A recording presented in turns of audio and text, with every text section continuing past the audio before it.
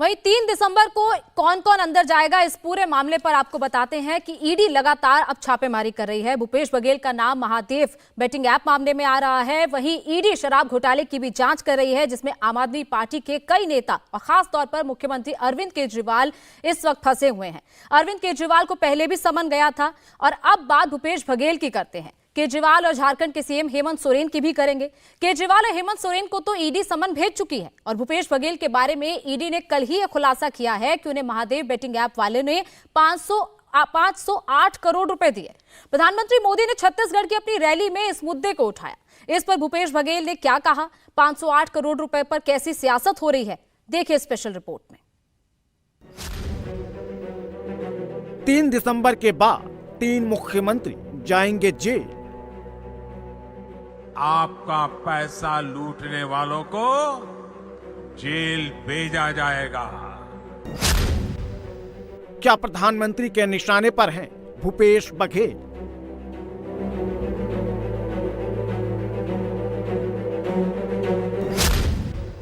छत्तीसगढ़ में महादेव पर महासंग्राम। इन्होंने तो महादेव के नाम को भी नहीं छोड़ा है। मोदी के नाम बघेल का पैगाम। क्यों महादेव ऐप बंद नहीं हुआ? मैं प्रधानमंत्री से पूछता हूं कि आपके क्या डील हुए हैं? एक तरफ प्रधानमंत्री, दूसरी तरफ मुख्यमंत्री, इन दोनों के ही इलेक्शन कैंपेन से ही यह सेट होना है कि छत्तीसगढ़ में बीजेपी की सरकार बनेगी या फिर कांग्रेस की सरकार बरकरार रहेगी। छत्तीसगढ़ में फर्स्ट फेज की वोटिंग 7 नवंबर को होनी है, यानी पहले दौर का चुनाव प्रचार कल खत्म हो जाएगा और चुनाव प्रचार खत्म होने से ठीक पहले कांग्रेस के खिलाफ बीजेपी को ब्रह्मास्त्र मिला है और इस ब्रह्मास्त्र का नाम है बीजेपी का ब्रह्मास्त्र महादेव ऐप। दरअसल शुक्रवार को ईडी ने खुलासा किया था कि महादेव ऐप के प्रोमोटर्स ने छत्तीसगढ़ के मुख्यमंत्री भूपेश बघेल को 508 करोड़ रुपए दिए हैं। ईडी के मुताबिक ये रकम एक साथ नहीं दी गई, बल्कि किश्तों में इसका भुगतान किया गया। ईडी ने यह दावा एक आरोपी से पूछताछ के बाद हुए खुलासे के बाद किया। खास बात यह है कि महादेव ऐप का प्रमोटर सौरभ चंद्राकर छत्तीसगढ़ के ही भिलाई का रहने वाला है। भूपेश बघेल कह रहे हैं कि ईडी और इनकम टैक्स की टीमों के छत्तीसगढ़ में होने के बावजूद पैसे राज्य में कैसे आ रहे हैं, ईडी उन्हें पकड़ क्यों नहीं रही। जबकि हकीकत यही है कि ईडी ने जब असीम दास को करोड़ों रुपए के साथ पकड़ा, तभी 508 करोड़ रुपए वाली बात सामने आई। ईडी का दावा है कि उसके पास इस बात के पक्के सबूत हैं कि असीम दास ने कांग्रेस को पैसे दिए हैं। ईडी के मुताबिक उसके पास शुभम सोनी और असीम दास के बीच वॉइस मेल की रिकॉर्डिंग है, जिसमें असीम दास से शुभम सोनी साफ साफ कह रहा है वो भारत जाकर बघेल जी को पैसे देकर आए। शुभम सोनी के बारे में कहा जा रहा है वो महादेव बेटिंग ऐप के प्रोमोटर्स का करीबी है। शुभम सोनी ने असीम दास से कहा कि भाई तुम एक काम करो, अभी के अभी इंडिया निकलो, मुझे भयंकर कॉल मैसेज आ रहे हैं उधर से पैसे के लिए। मैं तुम्हें रायपुर की ब्रांच से 8-10 करोड़ दिलवा रहा हूं, तू वहां पर छोड़वा देना बघेल जी के पास। शुभम सोनी और असीम दास के बीच बातचीत का जिक्र आज स्मृति ईरानी ने भी किया। स्मृति ईरानी ने कहा कि कांग्रेस की सरकार अब सट्टेबाजों से पैसे ले रही है और गरीबों को लूटा जा रहा है। सत्ता में रहकर सट्टा का खेल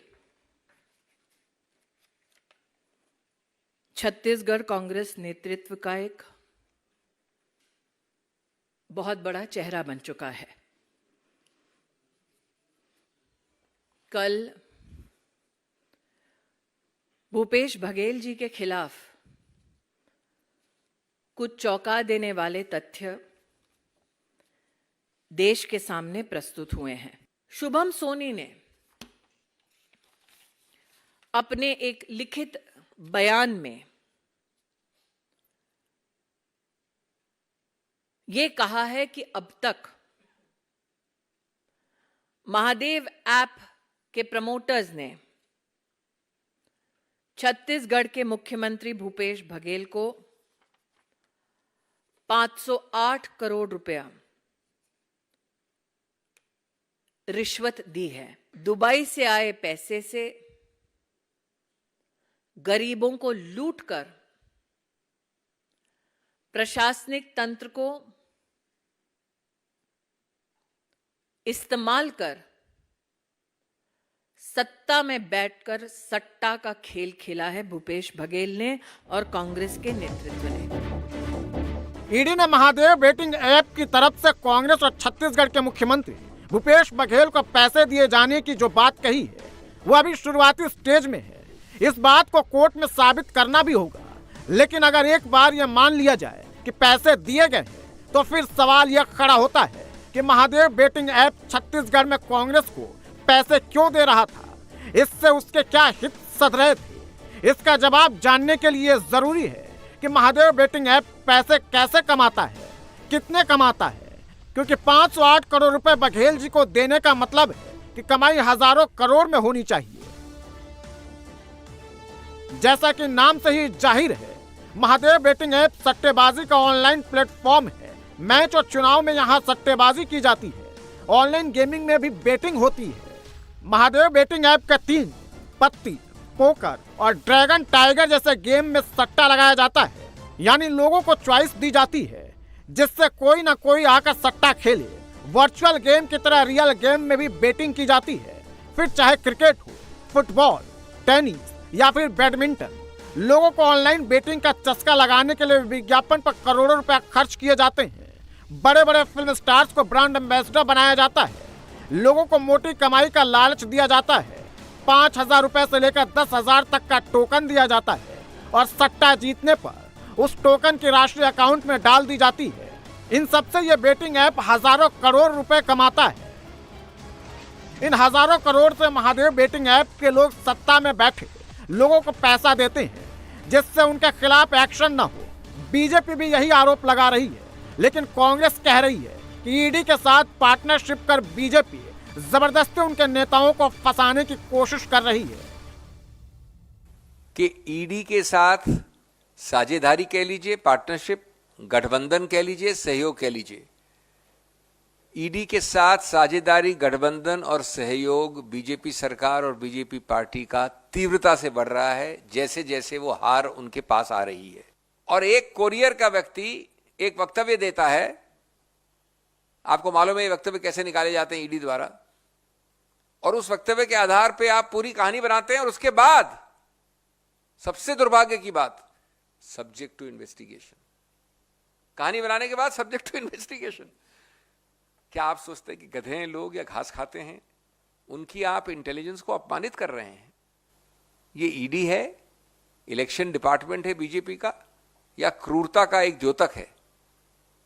और ये सब होता है लगभग एक ऐसी चीज के विषय में जो 1-1.5 साल पहले से चल रही है। कांग्रेस इन आरोपों को लेकर इसलिए भी ज्यादा टेंशन में नहीं है क्योंकि छत्तीसगढ़ को लेकर अब तक जो चुनावी सर्वे आए हैं उसमें कांग्रेस को बढ़त दिखाई जा रही है। बीजेपी भी ये बात जानती है कि छत्तीसगढ़ में मुकाबला कड़ा है, इसलिए प्रधानमंत्री मोदी महादेव बेटिंग ऐप के अलावा भूपेश बघेल पर दूसरे घोटाले के भी आरोप लगा रहे हैं। पीएससी घोटाले और महादेव ऐप घोटाला तो चर्चा में है ही। कांग्रेस सरकार के रिपोर्ट कार्ड में घोटालों की कमी नहीं है। अगर मैं भी बोलने जाऊंगा हर घोटाले की वर्णन तो शायद मेरा अगला कार्यक्रम लेट हो जाएगा। 2000 करोड़ रुपए का शराब घोटाला, 500 करोड़ रुपए का सीमेंट घोटाला, याद है ना? आपको याद है कि भूल गए हो? 5000 करोड़ रुपए का चावल घोटाला, 1300 करोड़ रुपए का गोठान घोटाला, 700 करोड़ रुपए का डीएमएफ घोटाला, 500 करोड़ रुपए का चावल कस्टम मिलिंग घोटाला, सैकड़ों करोड़ रुपए का कोरोना के सेस का घोटाला। छत्तीसगढ़ को लूटने का कांग्रेस ने कोई भी मौका नहीं छोड़ा है।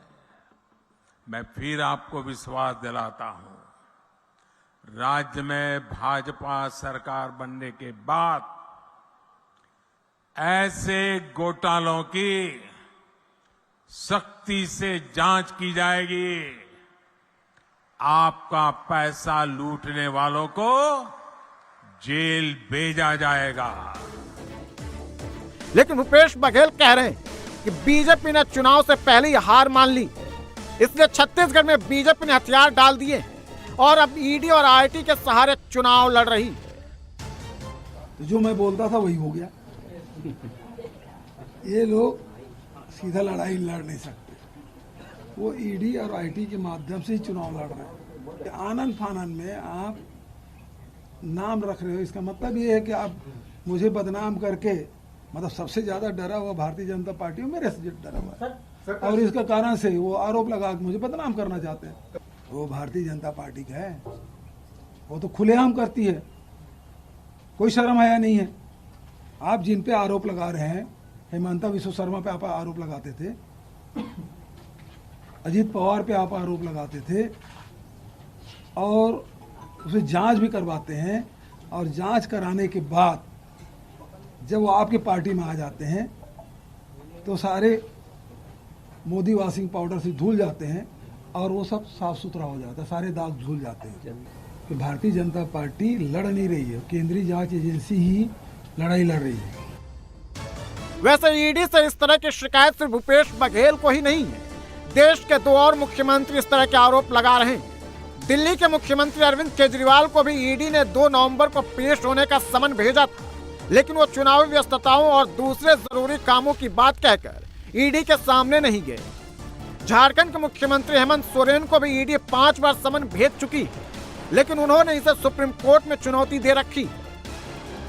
लेकिन ईडी से ये नेता कितना भी बच ले, एक न एक दिन इन्हें पूछताछ के लिए पेश तो होना ही होगा।